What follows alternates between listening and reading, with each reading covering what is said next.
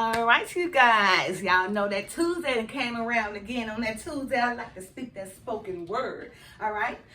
So today, of course, we're still gonna be working Isaiah until I get done. I'm almost done. I'm halfway through. But like I said, it takes a lot of studying, extensive studying, to make sure I understand all of it because of the great mysteries and parables, and also the prophecies, from the future, and also the things that took place in the past. Isaiah mixes all that up. So you really need the Spirit to go through it. So I had to take my time and, be reading and writing and note-taking and everything before I bring you guys the full report, okay? For Isaiah, because Isaiah, like I say, from chapters 1 through 66, it talks about, the indictments. Well, from 1 to 39, it talks about the indictments and everything, the judgments against Israel. And then from 40 to 66, it talks about, the comforts and the consolation, what to expect when when you bow down to the Father, okay? So like I said, I'm like halfway through. Hey, it's gonna take me probably another week, okay, before I can come out with all of it. So I like to be thorough. I feel like if I'm gonna do something right, do it to the fullest. That's also written. Do it to the best of your ability. Do it to the best of your ability, as the Father says, which is also written. Whatever we do, be the best at it, but make sure it's for the good and not the bad. Okay, so today, you guys, I'm gonna read Isaiah. Isaiah chapter 9, verses 6 to 21 in the King James Version, okay? Basically, let's see. What I'll be talking about is the Messiah, of course. And,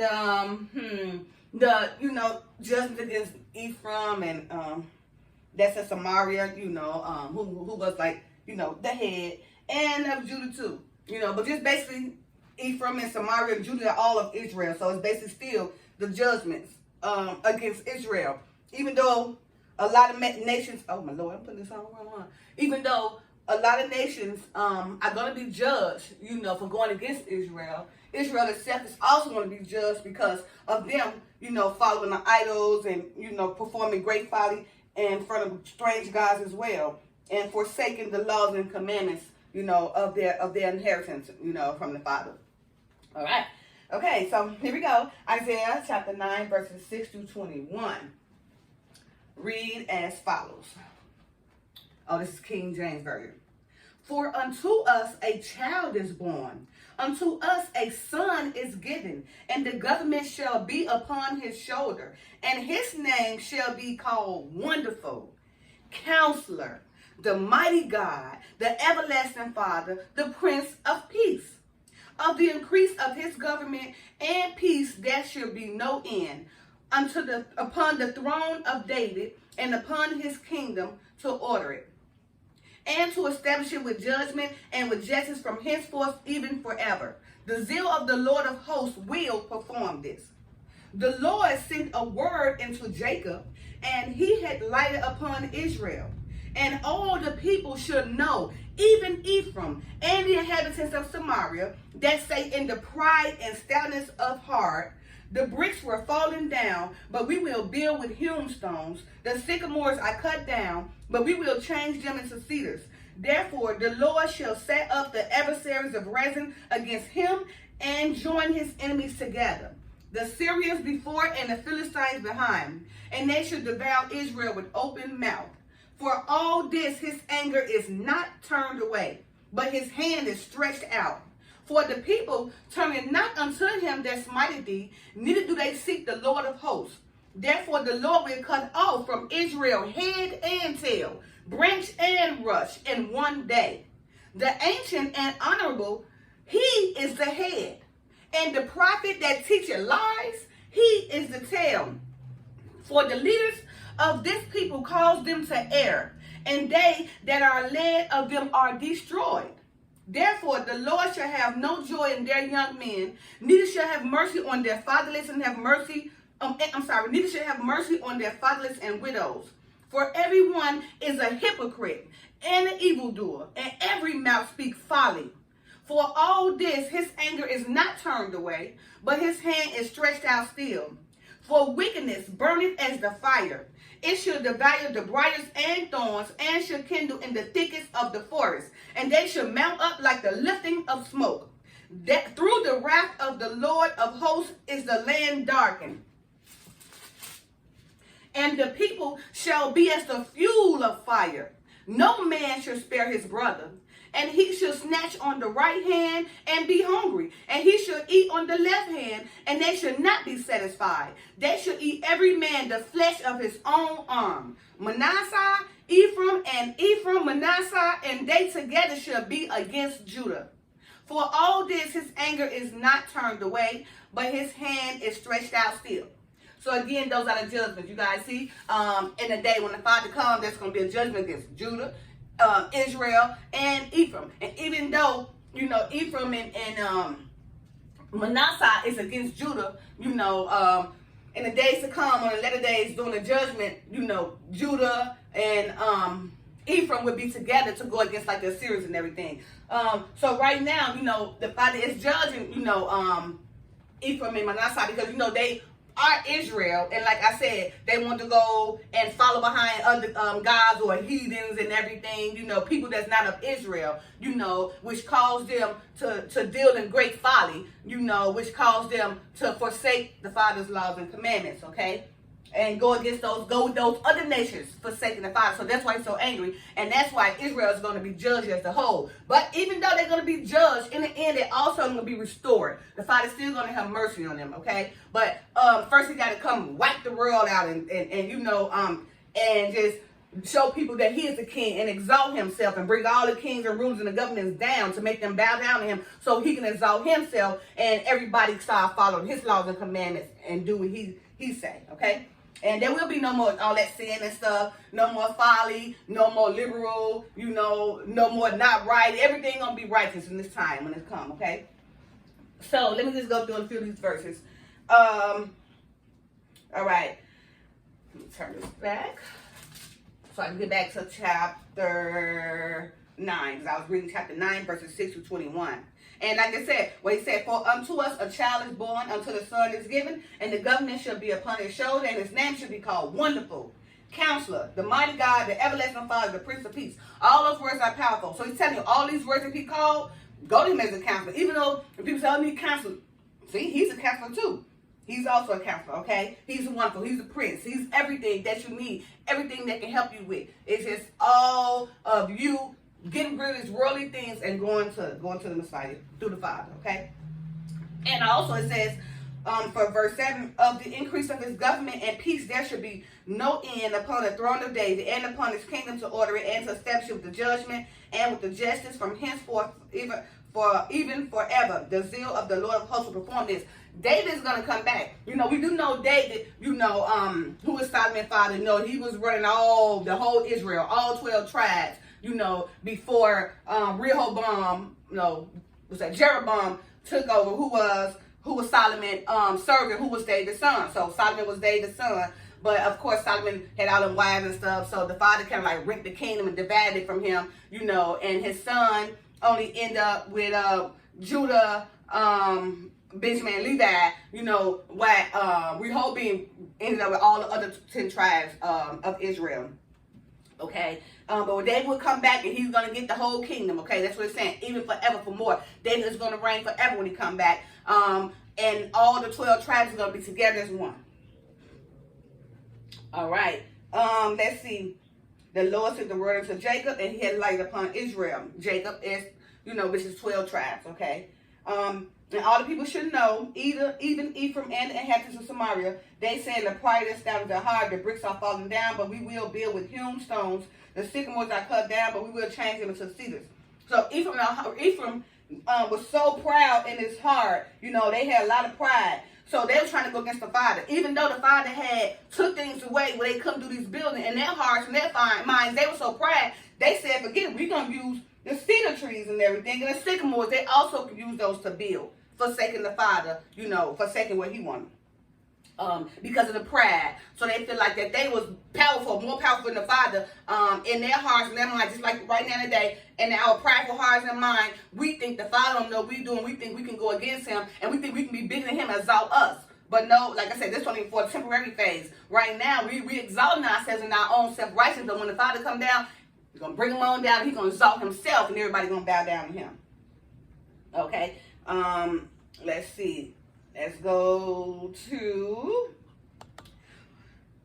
verse 13. For the people turning not unto him that smited them, neither they seek the Lord of hosts. So the people he's talking about is basically Israel. You know, they people that's coming against them, going to war against them, you know, bringing them down, they still not turning not against them, you know, they still going against the Father. So basically the Father saying they won't even come to him. They going through all this turmoil and everything from other nations, but they so prideful too, until they won't go to the Father for help, but to the other nations that's going to continue to keep them down. All the Father wants them to do is come to him, because remember, Israel is the Father's holy inheritance. And if you do things through the Father's laws and commandments, he's always going to save them. But see, they got beside themselves, their pride. They forget that it was the Father that brought them from where they was at to what they become.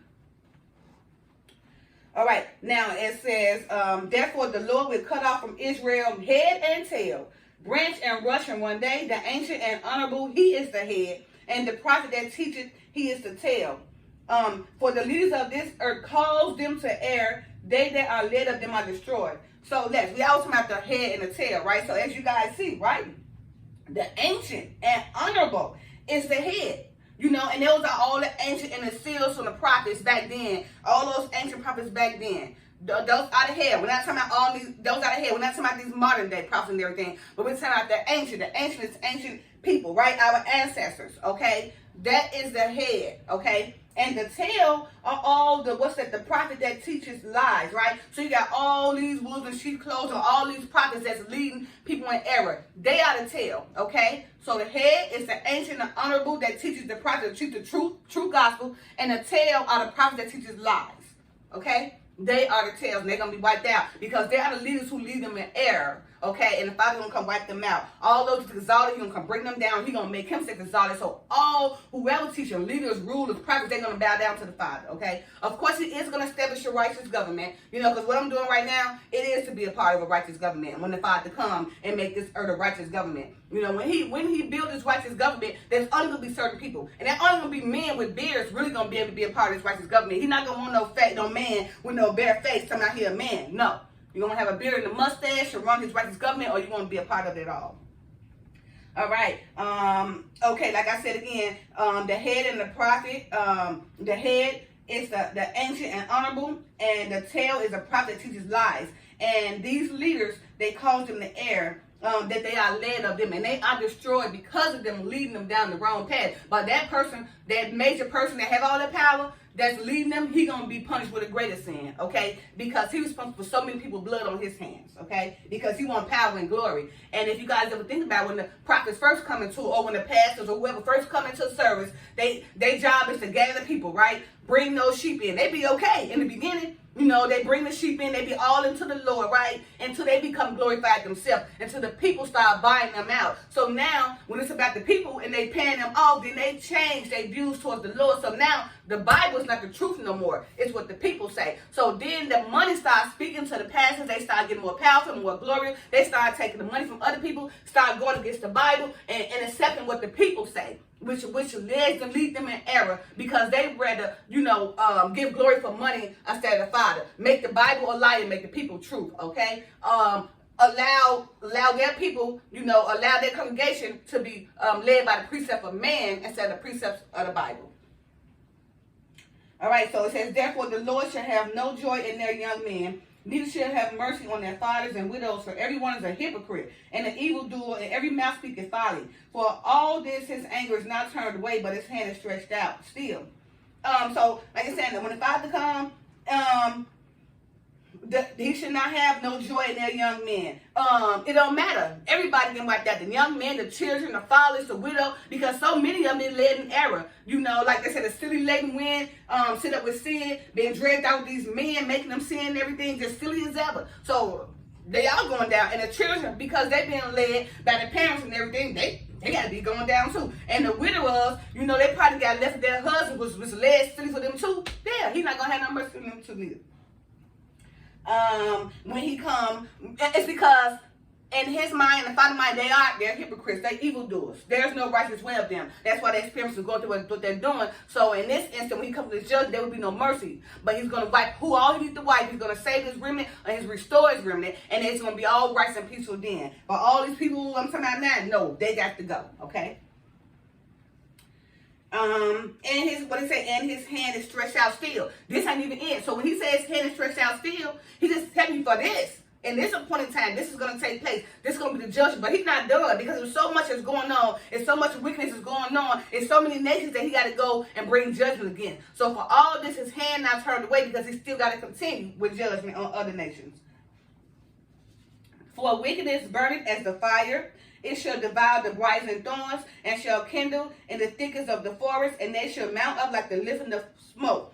Through the wrath of the Lord of the hosts is the land darkened, and the people shall be as the fuel of fire. No man shall spare his brother, and he shall snatch on the right hand and be hungry, and he shall eat on the left, and they shall not be satisfied. They shall eat every man the flesh of his own arm. So, like I said, for the brothers and everything, through the wrath, the host of the land is turned dark, right?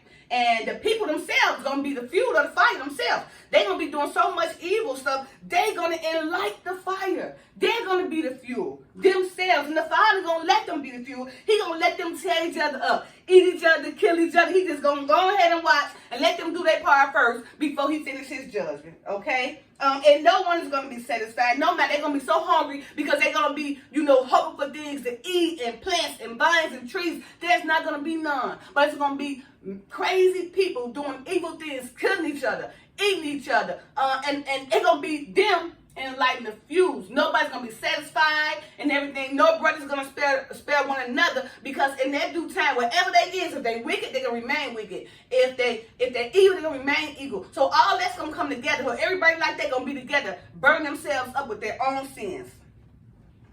All right, and finally, the verse 21. Manasseh, Ephraim, Manasseh, and they together shall be against Judah.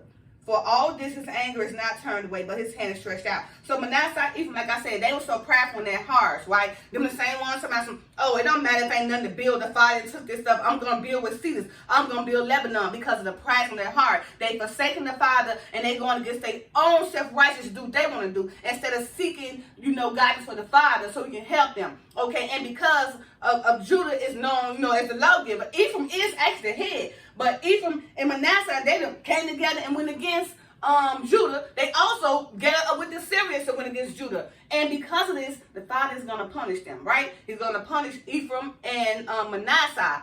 But in the more time to come, Ephraim and Manasseh going to work with Judah to go against the Syrians, against all the nations. So right now today, Ephraim and Manasseh is against Judah, right? This is what's going on. Nations are against Judah. So many nations are against Judah right now. But once the Father comes back, the judgment will take place, and they're going to go with Judah. And all of them going to come together and fight against the nations, okay? And Israel going to become one as a whole, all right? All right, you guys. Again, this is Isaiah chapter 9, verses 6 to 21. I hope you guys understand this word, and I hope it brought a light to somebody, okay? All right, you guys, don't forget to like, subscribe, share, and comment. Happy Tuesday. Listen to that word. Bye now.